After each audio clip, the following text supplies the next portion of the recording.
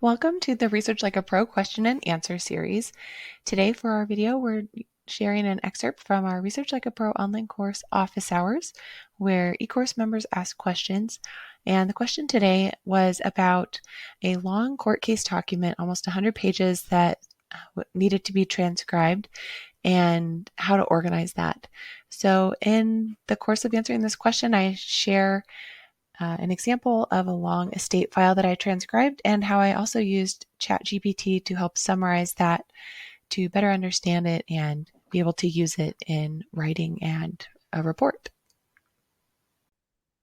Let's go on to our next question about transcriptions. I have a large court case document, almost 100 pages, that I need to transcribe. Wow, what a big project. This is a murder case, a murder charge on an ancestor. Several of the pages have 2 to 4 items on the page, and I'm sure they aren't in chronological order.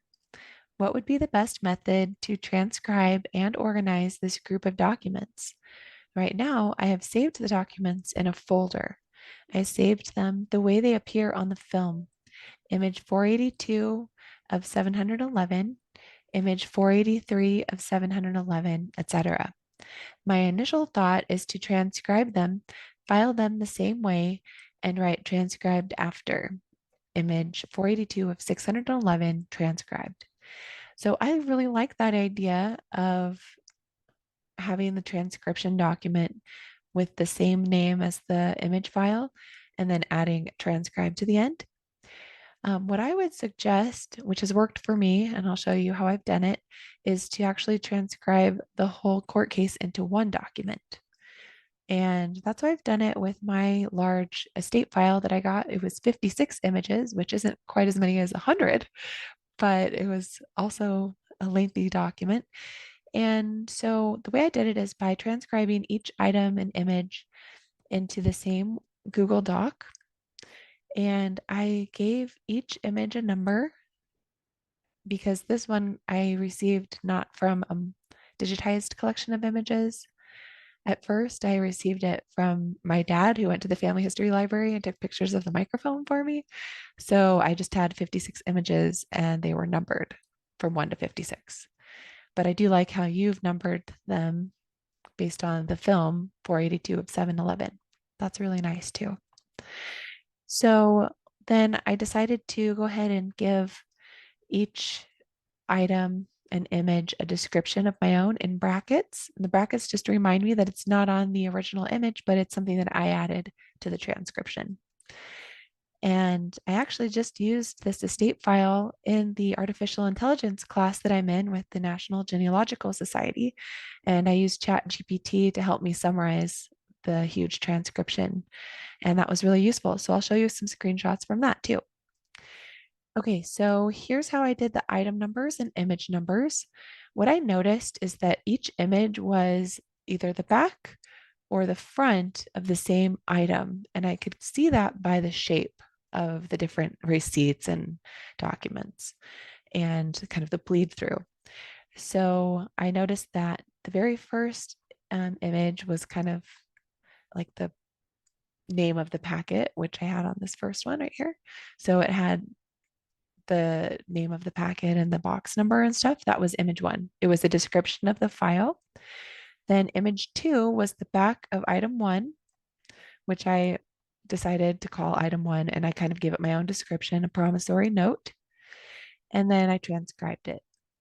So received of J. Harris, ordinary by the hand of J.A. Card, this date, $13.75. And then it has the date, and then along the side, January 12th. So that's how I did my transcription of each item. So that was the back of the promissory note. And then the next image was the front of item 1, and it had this written on it. So you can kind of see how I did that. And then going forward with the next item, I decided image 4 and image 5 were the back and front of this second item. So, and to me, an item is a piece of paper or a document that has a front and a back. And so then for the back of item 2, there was just a couple words on there and a page number. And along the side, there was some more stuff. And then on the front of item 2, this image had a lot more writing, and I tried to transcribe it the exact way that it appeared on the page to really help me to see what it says without having to go back to the original images every time. All right, then what I really like about transcribing all of these images into one document is that in Word or Google Docs, you can have this outline on the side, which helps you go forward and back between items really quickly and navigate through the document. You can get these headers in the document outline by using the heading or the headings and the styles. And in Google Docs, the styles are here. So the very first part of the document is the title.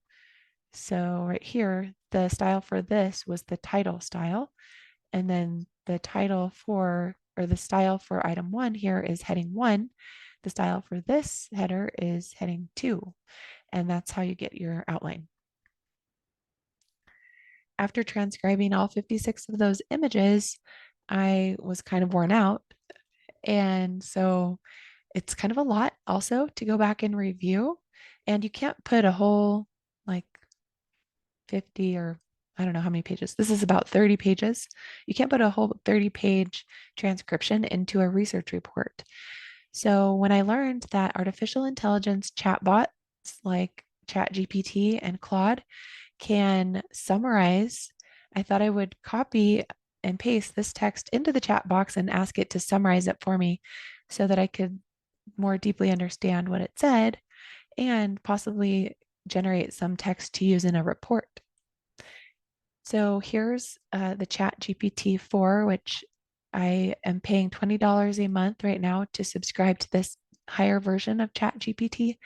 ChatGPT 3 is free, and this is the best artificial intelligence chatbot on the market right now, according to our instructor at the NGS course. And so what I told the chatbot to do was to summarize the estate documents, and it gave me this summary.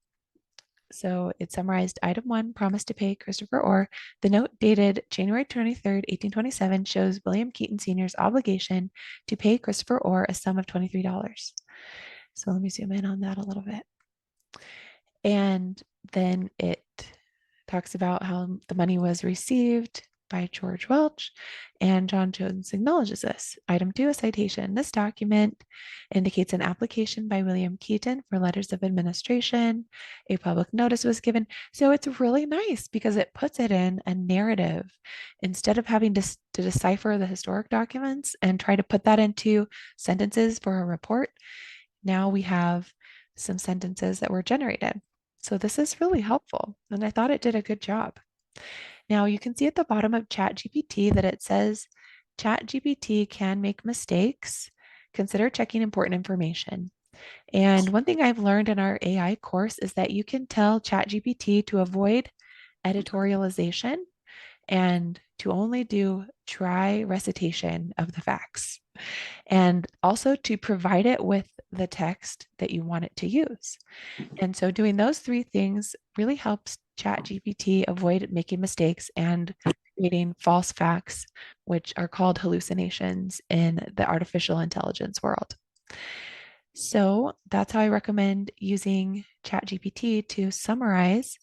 And what I ended up doing in the end, ChatGPT at the time couldn't accept the whole transcription at once because it does have a limited context window, which just means how many words basically it can accept at a time to analyze. So I had to do it in chunks. So I pasted in different parts and asked it to summarize, and then I saved all of the summaries and then pasted in the summaries and said, give me an executive summary.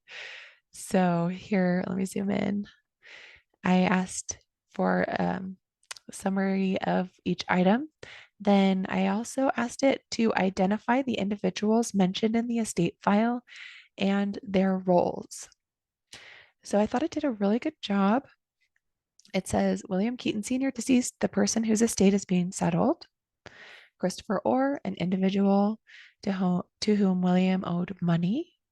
And then there's another William Keaton, also referred to as William Keaton Jr., who seems to be the administrator and possibly a relative or son of the deceased.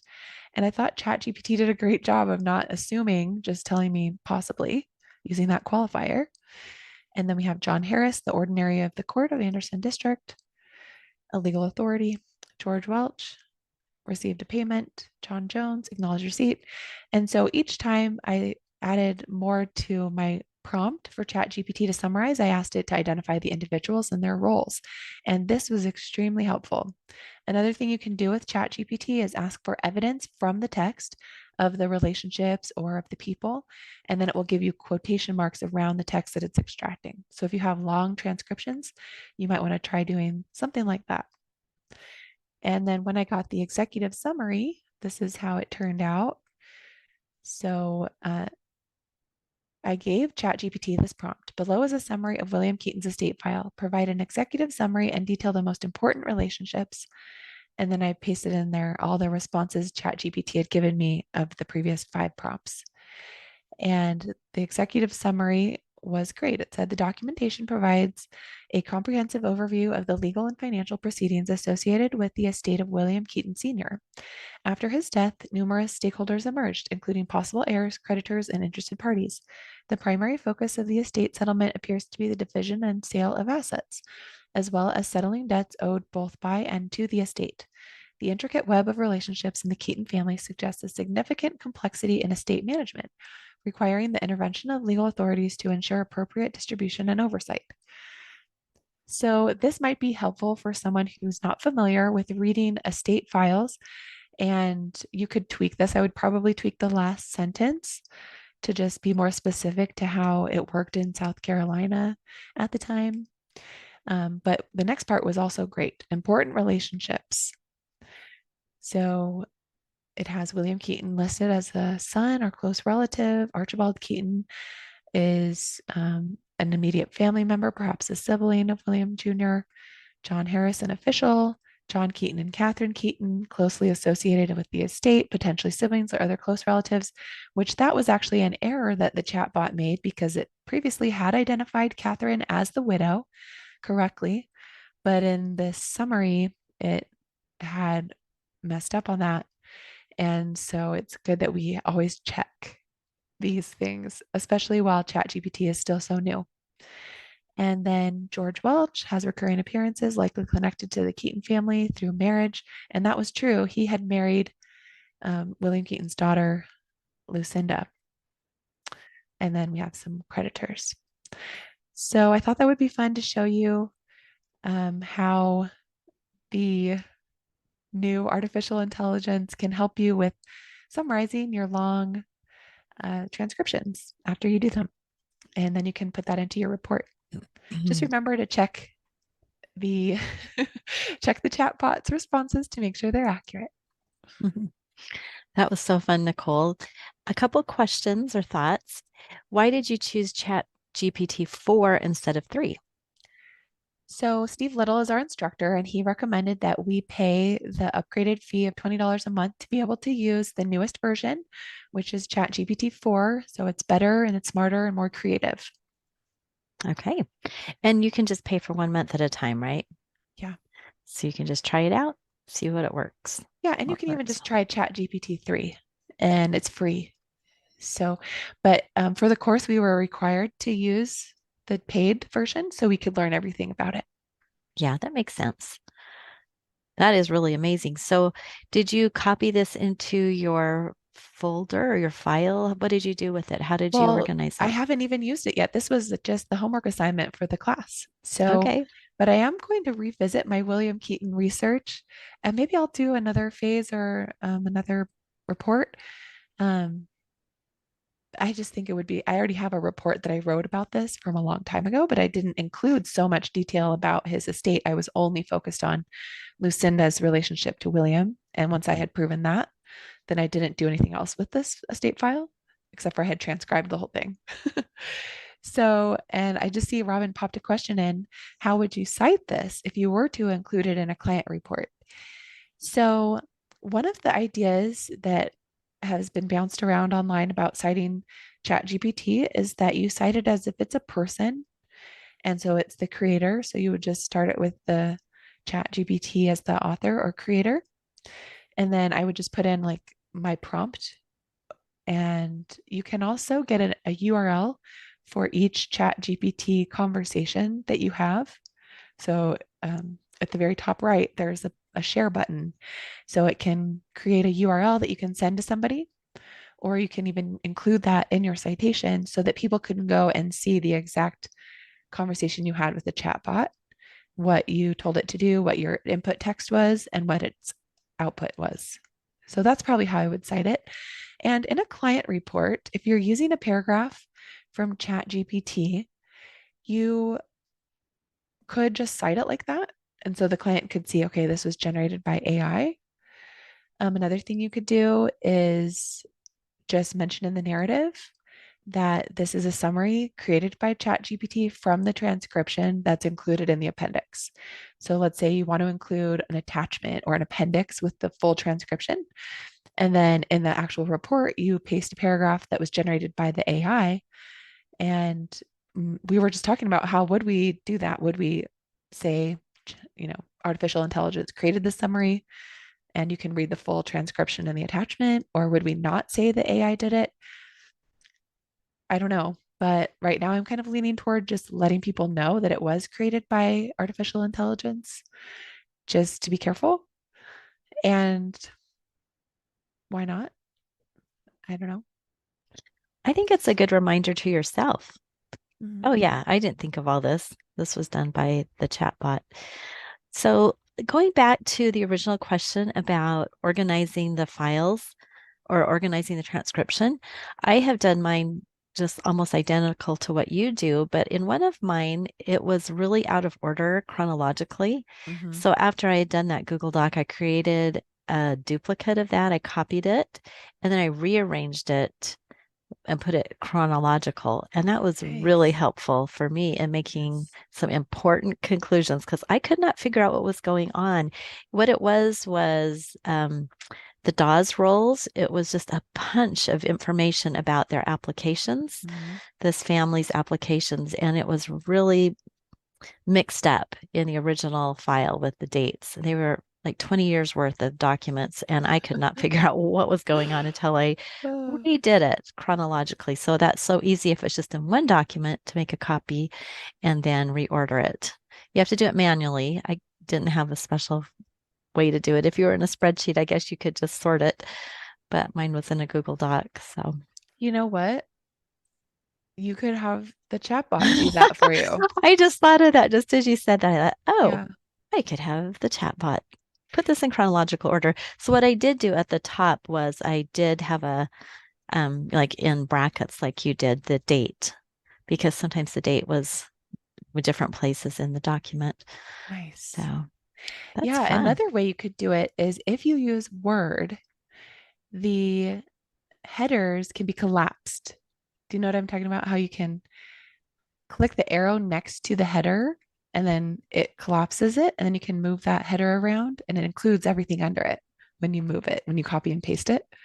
So you could collapse all of them if they have the dates and then move them around really easily. That's a fun idea. I haven't done that before. Love that idea. One thing to note about Mm. ChatGPT is that the um, context window, or how many words it can analyze at once, sometimes isn't long enough for what you're doing. And if that's the case, you can use Claude, which is another artificial intelligence chatbot, large language model. And so you can try using that one for really long things. So that's another option.